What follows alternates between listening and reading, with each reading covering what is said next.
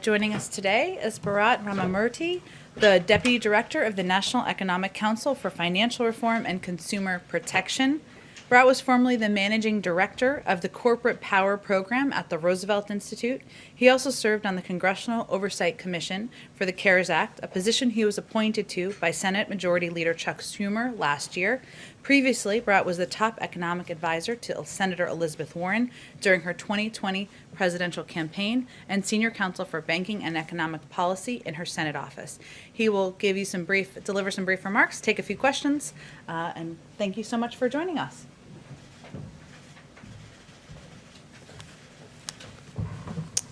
Good afternoon. Earlier today, the president had the chance to visit a couple of small businesses here in town. One is a locally owned hardware store that's been around for 150 years. The other, which leases part of the same space, is an urban farm that was founded just 8 years ago.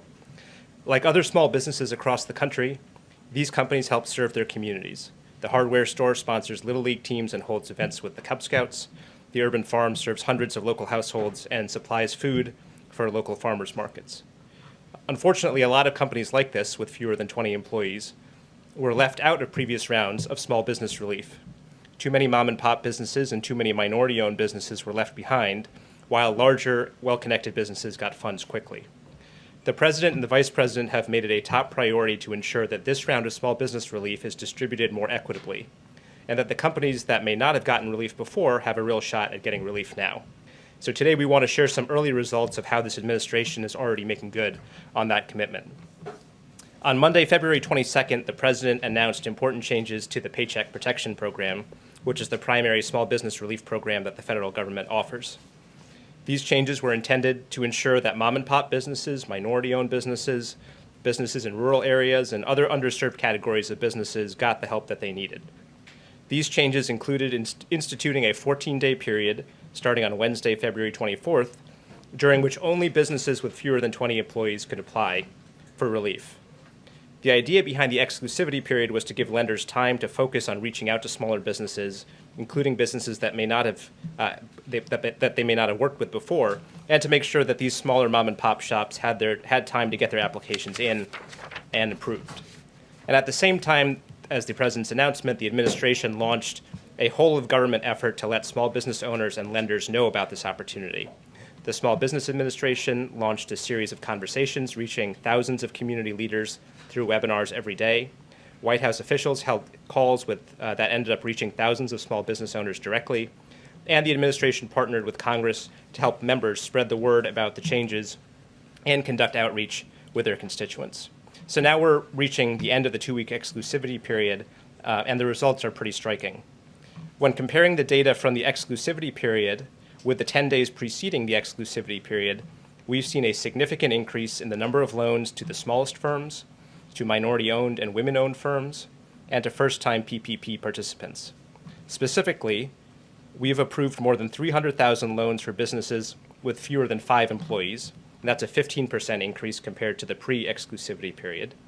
We've approved nearly 200,000 loans to first-time PPP borrowers, which represents a 25% increase.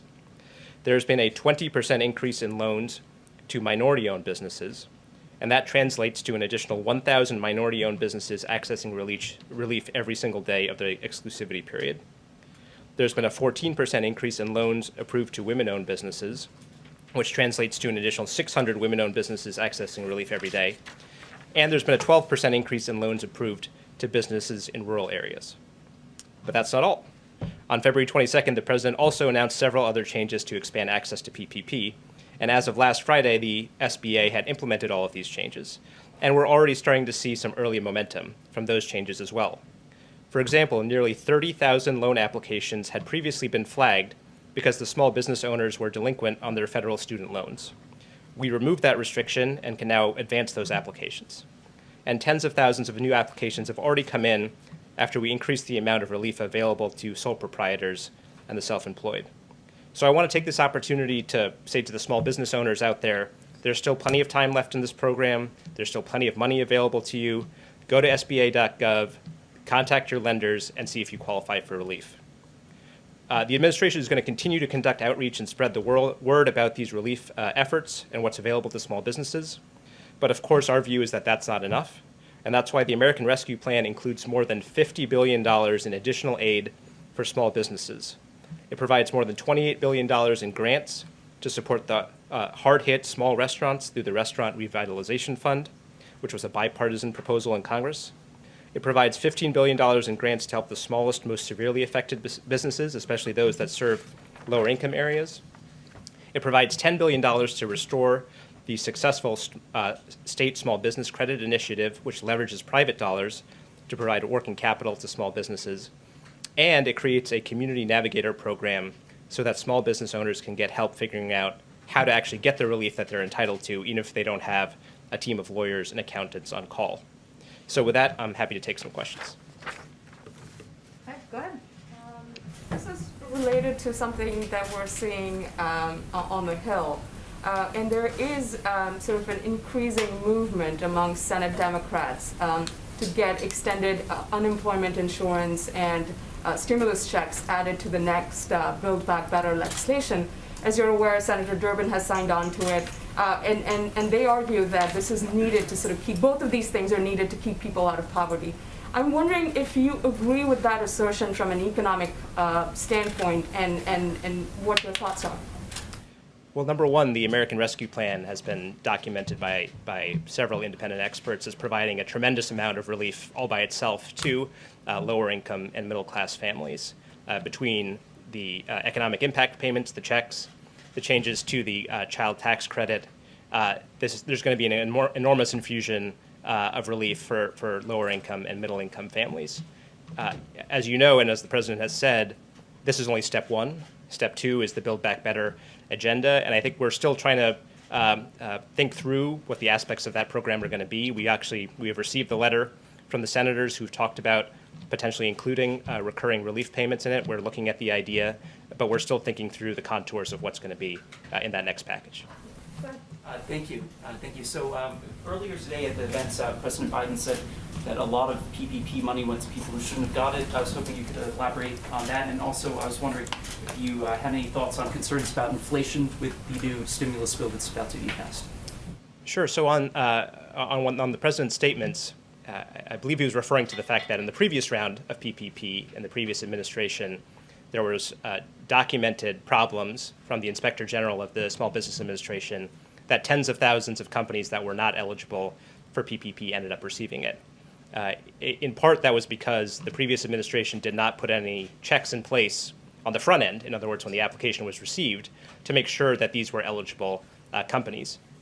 We've changed that. There's now significant upfront checks to make sure that any application that's submitted meets the criteria for the program. And at the same time that we've instituted those, we still are processing nearly 100% of applications within 48 hours. So we've tried to find the right balance between making sure that folks who are not eligible don't get the relief, but the folks who are eligible get it as quickly as possible. And we think that's a significant change from the previous administration. On inflation, it's something that, as the president has said, as Secretary Yellen has said, we are monitoring carefully. Our belief has been from the beginning that the risk of doing too little to help American families outweighed the risk of doing too much. That said, we will always be carefully monitoring inflation, and we will continue to do so going forward. Thank you. Given the president's on the verge of signing the relief bill, we're seeing vaccines rolling out at a quicker pace. Could you give us just a broad sense of where you think we will be with the economy at the end of this year? Secretary Yellen has addressed employment for 2022, but what about the forecast for right now, the end of the year? So Moody's, which is an independent Wall Street firm, projected that the American Rescue Plan would bring back roughly 7 million additional jobs by the end of the year.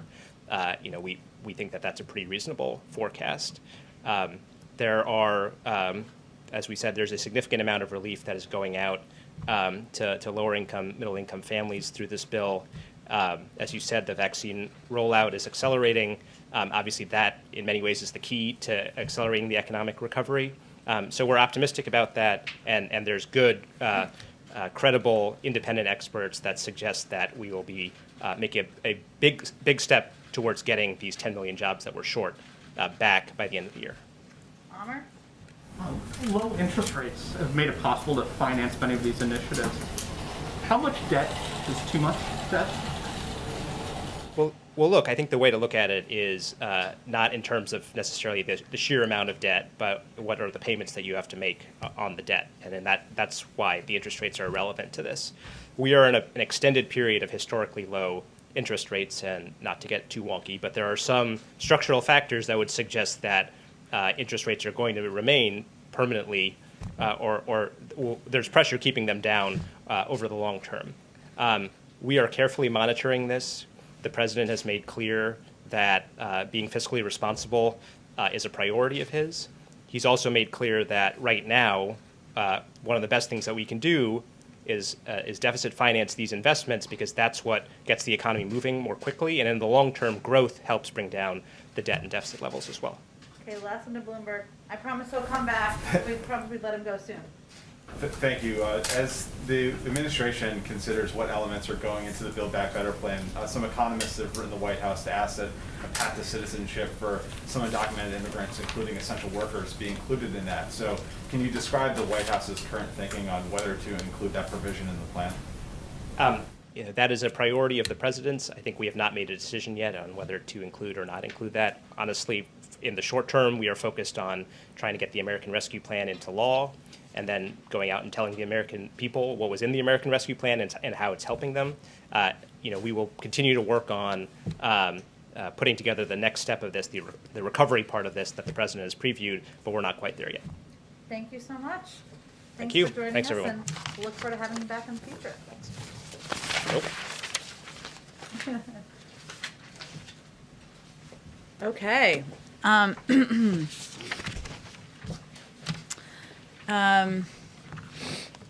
As the president said last week, once the rescue plan is signed, we'll be able to start getting payments out this month. Treasury and IRS are working tirelessly to make that happen. The IRS and Bureau of the Fiscal Service are building on lessons learned from previous rounds to increase the number of households that will get electronic payments, which are substantially faster than checks. And a number of you, and obviously the American people, have asked a lot of good questions about how this process works, so we thought we'd try to answer some of them. For households who have already filed their income tax return for 2020, the IRS will use that information to determine eligibility and size of payments. For households that haven't yet filed for 2020, the IRS will review records from 2019 to determine eligibility and the size of payment. That includes those who use the non-filer portal for previous rounds of payments, which is a question I think somebody asked sort of about yesterday. For tax returns with direct deposit or bank account information, the IRS will be able to send money electronically. And for those households for which Treasury cannot determine a bank account, paper checks or debit cards will be sent. Of course, we're not taking anything for granted. We're pushing through the finish line here, but you all have asked some really good questions about the implementation that we wanted to get ahead of. So here's what this all means for a typical family of four. With parents making under $150,000 a year combined, and with kids in school age 8 and 5, because of the President's Rescue Plan, that family of four will soon be getting $5,600 in direct payments. And because of the expanded child tax credit, they'll get $2,600 in addition to that. So that's $8,200 more in the pockets of this family as they try to weather this storm, on top of additional money in this bill to reopen schools safely, get shots in arms, and help those who've lost their jobs through no fault of their own. Another scheduling announcement for all of you. On Friday morning, President Biden will meet virtually with his counterparts in the Quad. Prime Minister Suga of Japan, Prime Minister Modi of India, and Prime Minister Morrison of Australia. Formed in the aftermath of the 2004 tsunami and formalized in 2007, the Quad has met regularly at the working and foreign minister level. However, Friday will be the first time that the Quad is meeting at the leader level. That President Biden has made this one of his earliest multilateral engagements speaks to the importance we place on close cooperation with our allies and partners in the Indo-Pacific. A range of issues, of course, will be discussed. We expect to be discussed, I should say, facing the global community, from the threat of COVID to economic cooperation, and of course, to the climate crisis. Earlier today, final piece here, our COVID coordinator, Jeff Zients, had a weekly call with governors from across the country. He announced Pfizer and Moderna supply will again increase to 15.8 million doses going out to states, tribes, and territories, along with 2.7 million first doses going to pharmacies. He also highlighted the progress we've made as a nation on vaccinations. On January 20th, there was a 7-day average of 890,000 shots per day. Today, we're averaging 2.17 million shots per day. So that's obviously a significant increase. Finally, of course, reiterated our commitment to working and collaborating with governors from both parties and encouraged continued focus on masking, social distancing, while our vaccination program continues to ramp up. Why don't you kick us off? Thanks. Question on with the influx of young people and just migrants in general to the southern border, is there any sense, and I asked this question with obviously you're only 2 months into the administration, but early on you and Secretary Mayorkas very much stressed humanity and trying to move away from the last administration. Does the message need to be tweaked at all? Do you need to say that it's not just about humanity, that also you might not get in, or you probably aren't going to be able to stay? Well, humanity will always be a value from the president on down, but you are right that we are continuing to work to convey to people in the region that this is not the time to come, that the majority of people who come to the border will be turned away, which is factually accurate. And what we're really talking about in terms of the people who are being let in are unaccompanied children. That is a policy decision which we made because we felt it was the most humane approach to addressing what are very difficult circumstances in the region. And that means there are more children, kids under the age of 18, of course, coming across the border. At this point, is this a crisis at the border? Look, I don't think we need to sit here and put new labels on what we have already conveyed is challenging.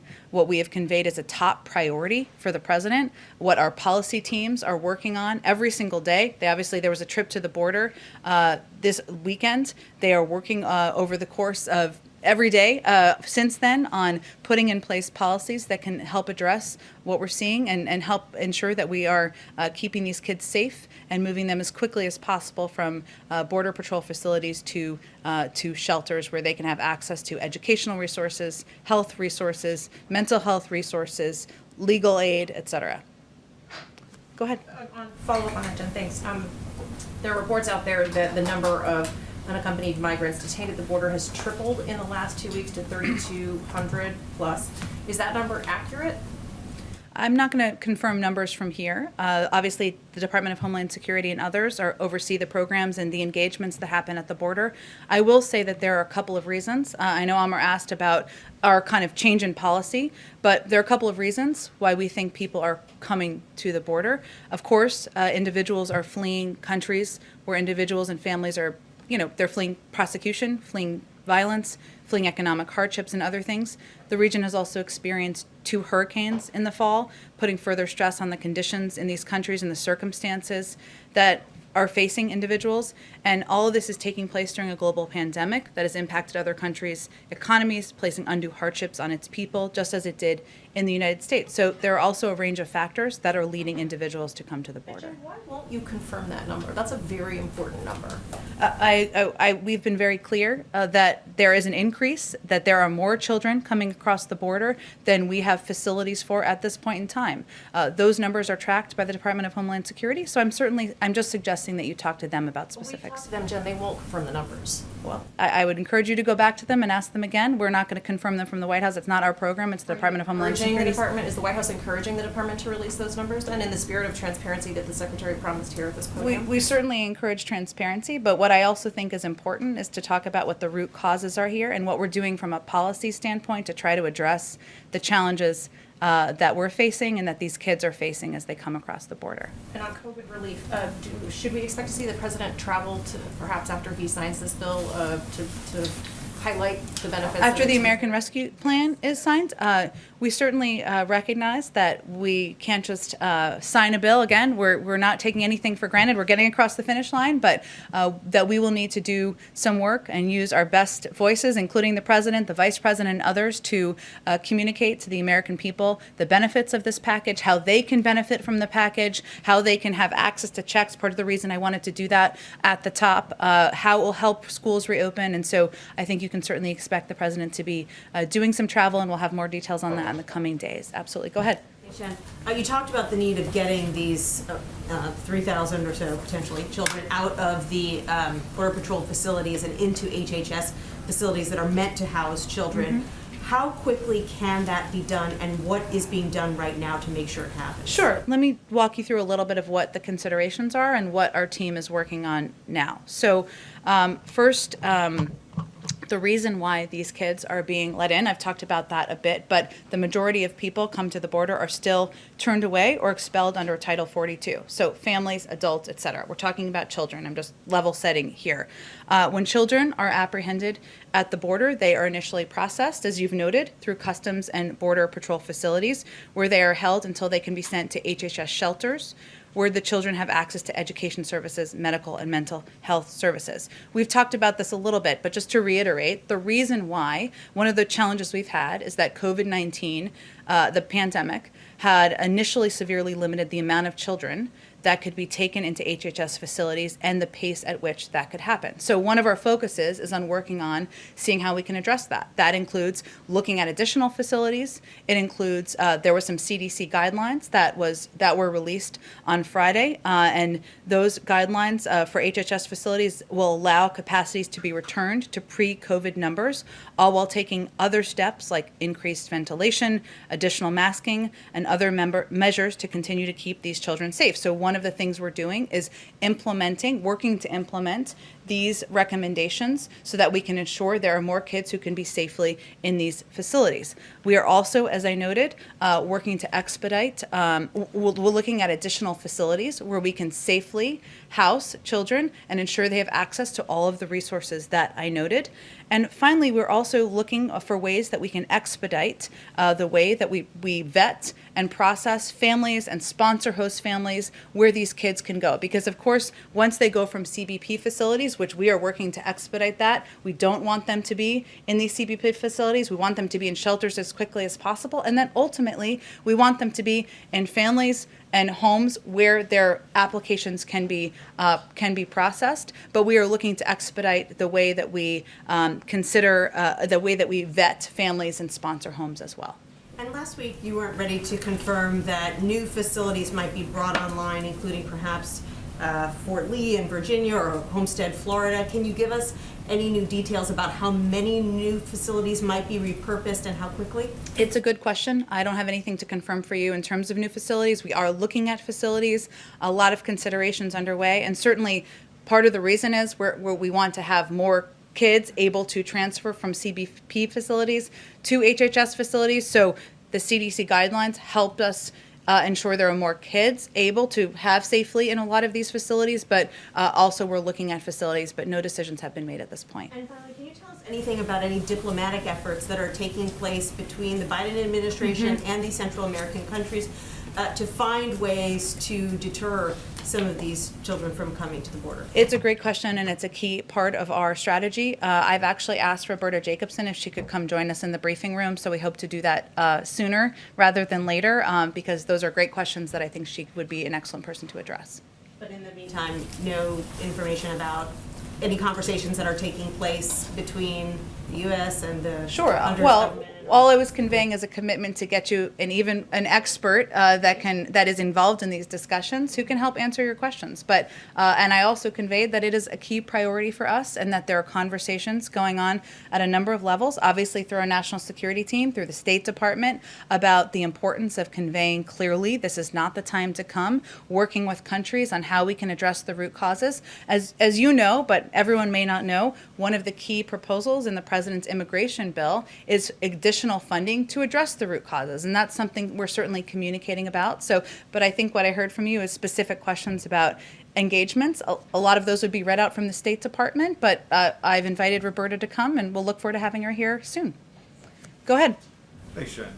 So airlines have been urging the administration to develop guidelines for a travel passport so Americans can begin traveling the country again. Is that something the administration is considering doing? And do you think it's a good idea for the government to make those kind of guidelines? Vaccine passports, I believe they are calling it, right? We recognize that as many Americans get vaccinated, questions will come up, and they're already starting to come up as to how people will be able to demonstrate they are vaccinated. I think it's important to remember only about 10% of the American population is vaccinated at this point. We've obviously made progress, but we have more work to do. And right now, our focus as the U.S. government is on getting more people vaccinated. And we'll think about how people can demonstrate they are vaccinated as we get more people vaccinated. But that's where we're putting our energy and resources toward. We also know that the private sector, as you noted in your question, is concerned and has raised this. And we believe they and not-for-profits will be driving this initiative in all likelihood moving forward. So it sounds like the administration doesn't want to get involved in setting the standards for what would qualify someone for a vaccine passport.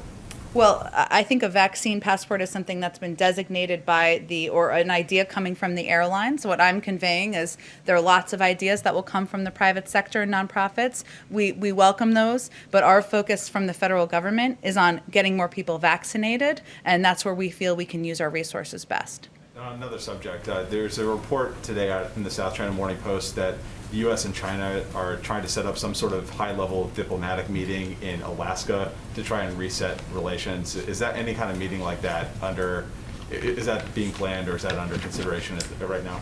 I have heard or seen those reports. I don't have anything to report out to you. Obviously, the president spoke with President Xi back February 10th, and we will look forward to seeking opportunities for engagement, but we don't have any details finalized or confirmed at this point. And then lastly, is there any further updates on when The website? president... Are you going to ask me about the website? Not the website. Not Okay, today. you can. I was ready. I'll save that one for next week. Okay. But for possibly next week, is the president chosen a date yet, or working with Congress on a joint address to Congress? And what's that going to look like as far as being virtual or in person? I don't have any update on that for you, and certainly as soon as we have a date confirmed, we are looking forward to doing a joint address. We're working through that with Congress. Our focus now is on the address the president will be delivering on Thursday night during his first primetime address. He'll talk about COVID, what we've been through as a country, and what the path forward looks like, and we'll focus on the next address once we get through that. Go ahead, Caitlin. A few questions for you, but one on the stimulus checks. You were talking about who is getting them. You and the president have both said that they're going to be going out this month, but the last round they went out pretty quickly, I think within a few days. So do you know any more specific timing on when people should expect them? It's something our Treasury team is working on and working to expedite, of course, and that's a priority to the president. One of the steps they're taking is working to ensure more people can get them electronically, because that, of course, speeds it up. So let me actually just give you, because I have a little bit more detail here, Caitlin, in terms of how it will work. So the first batch of payments will go to all taxpayers who provided direct deposit in their 2019 or 2020 returns, followed by taxpayers who didn't provide that information but for whom the IRS has payment information from other programs. And of course, as the president said, once the bill is passed, we'll be able to start getting these payments out this month. But in terms of more specifics, we're waiting for them to get all their systems in place, and then we'll hope to have an update. And any update on whether or not he wants his signature on there like former President Trump demanded? Well, we are doing everything in our power to expedite the payments and not delay them, which is why the president's name will not appear on the memo line of this round of stimulus checks. The checks will be signed by a career official at the Bureau of Fiscal Service. This is not about him. This is about the American people getting relief, almost 160 million of them. So he did not want his name to appear on the checks? He didn't think that was a priority or a necessary step. His focus was on getting them out as quickly as possible. Okay, thank you. And on immigration, you said you wanted to stay away from labels. I know the DHS secretary has not wanted to call it a crisis, but instead referred to it as a challenge. Mm-hmm. But right now, since it is 3,200 unaccompanied migrant children, according to documents from Monday, that's higher than the peak of the 2019 border crisis when it was around 2,600 then. And at that period, there were kids sleeping on floors. They were overcrowded facilities. So when his delegation traveled there, did they see that? People sleeping on floors and overcrowded facilities? Well, first, one of the reasons is because we have a different policy than the last administration. We're not turning kids away at the border, unaccompanied children. We're also, of course, not ripping them from the arms of their parents. And so we know, and we know there is going to be an increased number of kids coming across the border. There are several steps, as we've talked about a little bit, that we're working to address that. The team, of course, we put out a readout of their meeting. They are going to do a meeting, of course, and give the president a full rundown of what they saw on the ground, a trip that he asked them to take, and I'll let them do that before we have more specifics. And we, of course, are committed to ensuring there's transparency and access for cameras to the facility as well. So do we have a timeline on that, on when reporters will actually be able to go in and see? Because that was what was so helpful last time, Yeah. showing people what it looked like inside there. So is that going to happen within the next week, or is it going to be pushed further down the road than that? When can cameras actually get inside those facilities? We're committed to doing that. I don't have a timeline for you at this point in time. We want to do it with respect for the privacy of the people staying there, people who are being housed there, but also abiding by COVID protocols. And so we're working through some of those steps. Okay, my last question is, did President Biden agree that the travel restrictions should not be changed for people who are fully vaccinated, like the CDC said The CDC yesterday? guidelines, that was a determination made by the CDC. It wasn't driven by or directed by the White House. And as Rochelle, Dr. Walensky has said, it's just a first step. And as more people are vaccinated, they'll look at ways to ease additional restrictions. But there were some reasons, as she outlined, that travel was not a part of this, according to what the health and medical experts who are working at the CDC determined, which includes the impact of travel. 10% of the population is vaccinated, 90% is not. It still remains, of course, it still is a concerning there's still a concerning impact of travel on people who are not vaccinated, and also because we are still tracking and looking at the impact of variants. So they will look at all these factors. This, again, was just a first step on guidelines, as she has said, and I'm sure they'll look at a range of factors, as they've committed to, as more people in the country are vaccinated. Go ahead. Thanks, Jen. A couple questions. To follow up on the border, why has this administration been so reluctant to call it a crisis with a huge uptick in the number of migrants being detained, including thousands of children? If that doesn't qualify as a crisis, what does? Well, because we think that it's most important to explain the substantive policy of what's happening, what the root causes are of why these kids are coming, and what we're doing to try to solve what is a very challenging circumstance at the border. And that's the information the American people are looking for. So that's what we're working to provide. And on a different note, can you clarify for us what happened with the president's dogs? There's some reports that one of them was involved in a biting incident. Can you clarify exactly what happened? Sure. Champion Major, the president and first lady's dogs, members of the family, are still getting acclimated and accustomed to their new surroundings and new people. And on Monday, the first family's younger dog, Major, was surprised by an unfamiliar person and reacted in a way that resulted in a minor injury to the individual, which was handled by the White House Medical Unit with no further treatment needed. It had been previously planned already for the dogs to be cared for by family friends in Delaware during Dr. Biden's travels to military bases this week. She has a 3-day trip this week, and the dogs will return to the White House soon. Go ahead, Sabrina. Thank you, Jen. 2 questions for you. First off, House Democrats are preparing to bring back earmarks as part of an effort to build support for infrastructure legislation. Does President Biden support the return of earmarks, and are there specific restrictions that he would seek to prevent the kind of abuse that has occurred in the past? Sure. Well, we don't have an infrastructure bill yet. Don't even know that it will be an infrastructure bill. And in terms of what it will look like and what the negotiations will require, we are happy to have that conversation when it's appropriate. But right now, we're focused on the American Rescue Plan, so we're not going to get ahead of the legislative strategy for a future bill. Biden's position on earmarks more broadly? I don't think anything has changed about his position. He obviously was in Congress for 36 years, but in terms of what it will look like or what restrictions would be on a new package, I'm sure he'll hear from and we're eager to listen to members of both parties and about their views on this issue, and we'll certainly factor it in as we put together a new his next step in the Build Back Better agenda. And the second question, the Indian government has threatened to jail employees at Facebook and Twitter if they do not comply with the government's data requests or requests that they take down accounts associated with these farmers' protests that have been ongoing for months now. What is the administration's view of a foreign government threatening to jail employees at U.S. companies? Well, certainly we believe in freedom of speech, freedom of press, freedom of expression, and it is a concern that the president and others at the highest level raise at every opportunity, even with allies, with adversaries, but in terms of specific conversations about this, I expect the State Department would be closest to those engagements. Go ahead, Karen. Some questions on the CDC guidelines yesterday. It was obviously very big news for families. Yes. But the message that we heard from officials was all about families. And we didn't hear anything about school reopening tied to these guidelines. If vaccinated grandparents can be with their unvaccinated children without masks, how do you apply that same standard to schools? Well, these guidelines I don't want to get over my skis here I am not a doctor, but these guidelines were very specific to what recommendations made for people's homes, right? So, Karen, you and your husband and your kids can, engage with and have dinner with your neighbors when everybody's vaccinated. That is certainly a positive step forward for many, many, many Americans. These were not guidelines for a workplace, whether it is the White House or a business or a school. There were guidelines provided, of course, for schools. And I think the CDC sees it as imperative that they take different circumstances with different, looking at the very specific engagements, the number of people, the risks as they factor in what guidelines they're going to put forward. Guidelines as more people get vaccinated than applied to schools or applied to workplaces with these same standards?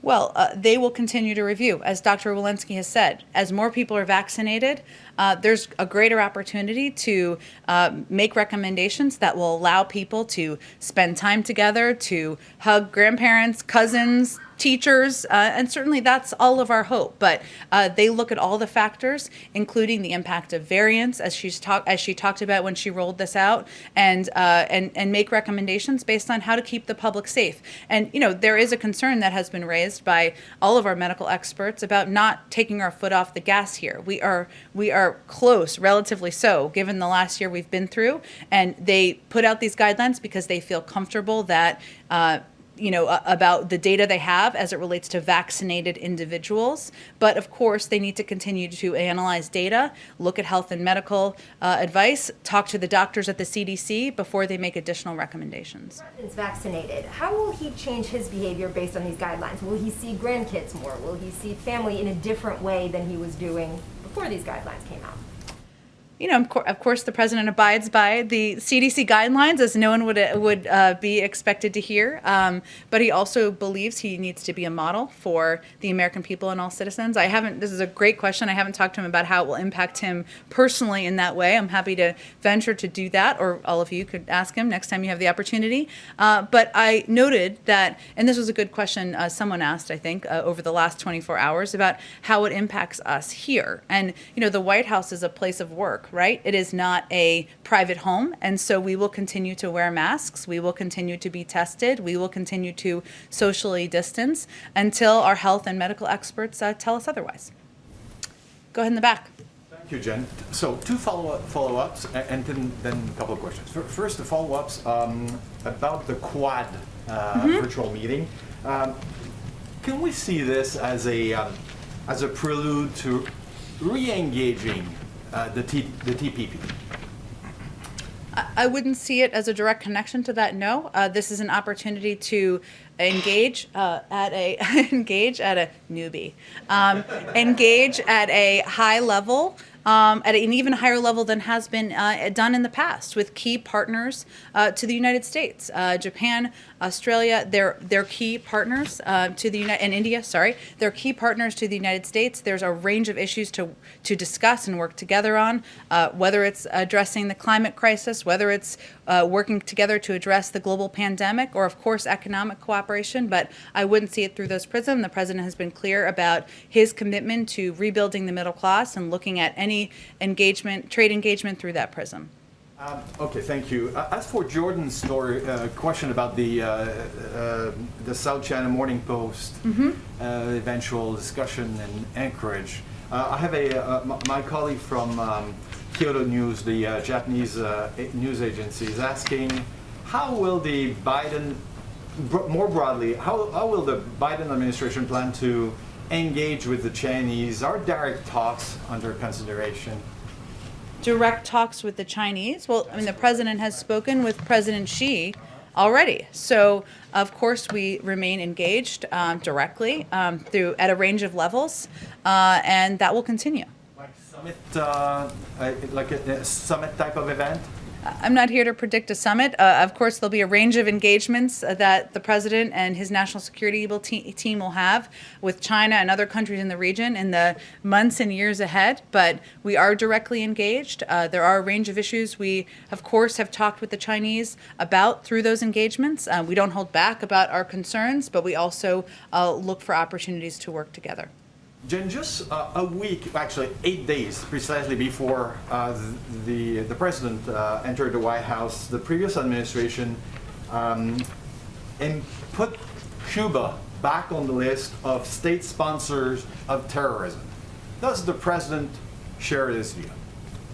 Well, we've talked about this a little bit in here before, and nothing's really changed, but I'm happy to reiterate our policy.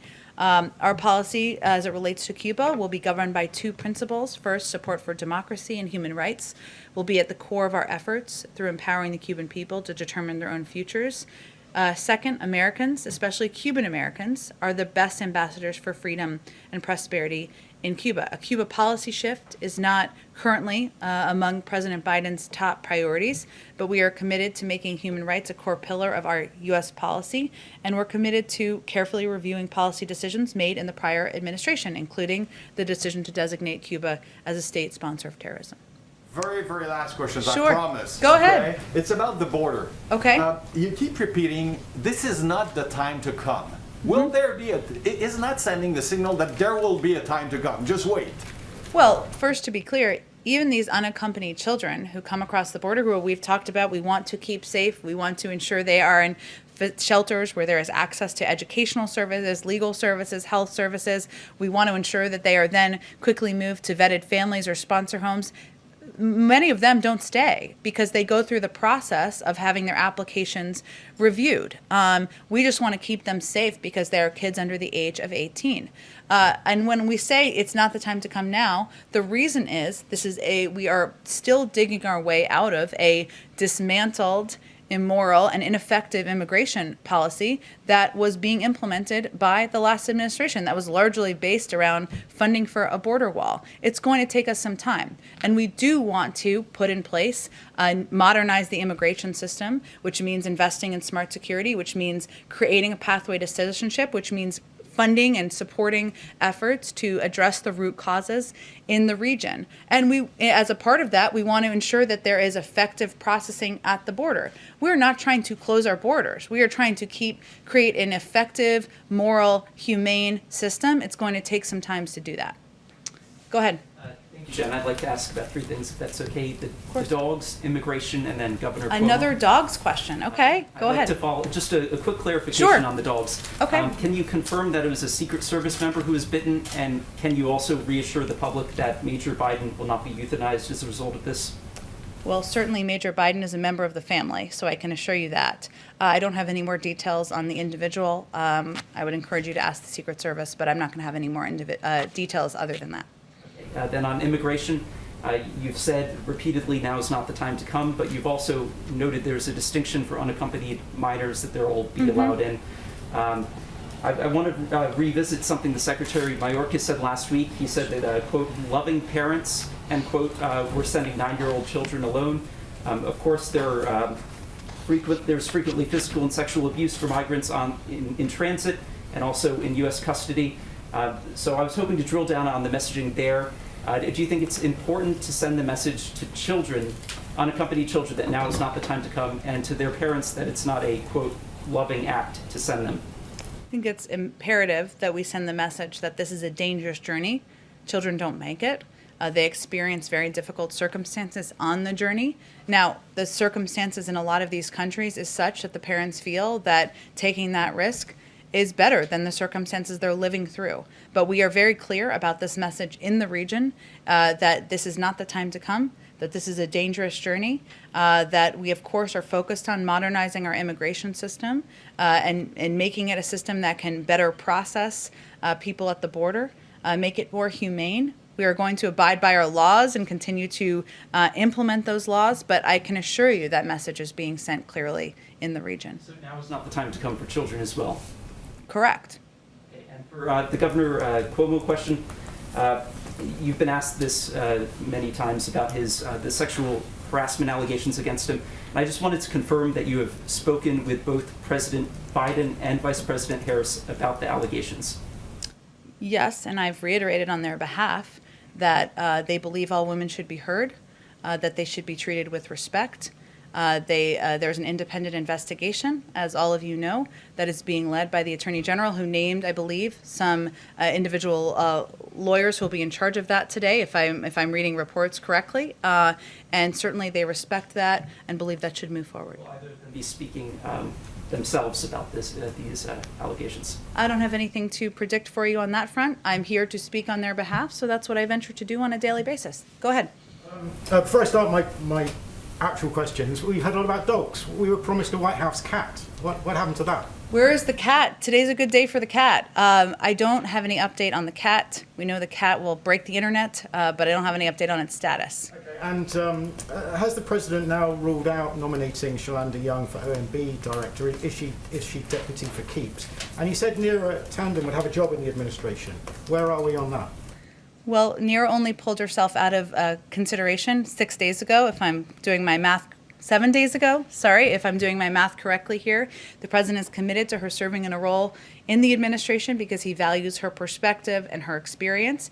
In terms of Shalanda Young, no, we have not made it. The president has not made a decision about who he will nominate. He thinks so highly of her that he nominated her to serve as deputy director of OMB, which is an enormous job in the administration. And once she's confirmed, she will serve as acting director of OMB, but I don't have any updates on the timeline or decision making for the nominee. And people in the running for some of the ambassadorships have been told that Bob Iger has got the gig in London. Are you able to make an announcement today? Well, they would be incorrect, given the president hasn't made any decisions about any ambassadorial roles. Go ahead. On climate, John Kerry is on his first overseas trip in Brussels right now. What is President Biden hoping he's going to accomplish there? Well, the president asked John, former Secretary of State, my former boss, to serve in this role because he knows about he's very familiar with his personal commitment to addressing the climate crisis, not just domestically, but of course internationally, which is the role that former Secretary Kerry is playing. This is an opportunity for him to engage directly now that we've officially rejoined the Paris Climate Agreement, to have discussions with counterparts, with officials that the former secretary knows well from his experience as Secretary of State and working on these issues for many decades. And I'm sure that he will be reporting back to the president when he returns. And Kerry mentioned in his remarks that he wants to raise the ambition of the initial Paris Agreement. How much more ambitious than that agreement is the administration willing to go? And is there a timeline for when you guys are going to announce the 2030 emissions targets?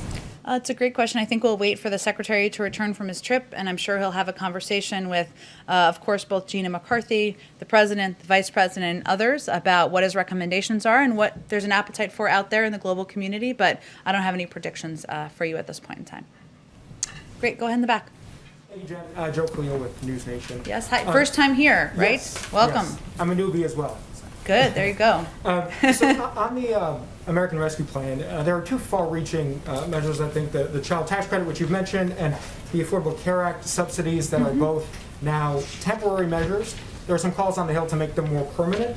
Is President Biden interested in working with Congress to make them more permanent? And if you could please address some of the criticism that those two measures specifically have been getting, that they are not in any way related to COVID relief or stimulus directly.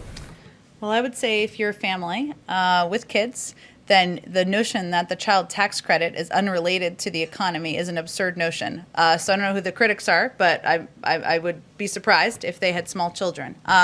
I would say the president had talked about making the child tax credit permanent during the campaign. He certainly is open to continuing to look for avenues to do exactly that. He believes that benefits like the $3,000 child tax credit that is included in this package are benefits that help address what he and the vice president feel is a crisis, which is the large number of women who are leaving the workforce and have left the workforce since the pandemic started. So he will certainly continue to look for avenues on that. What was the other piece? I'm sorry, you asked about the other one?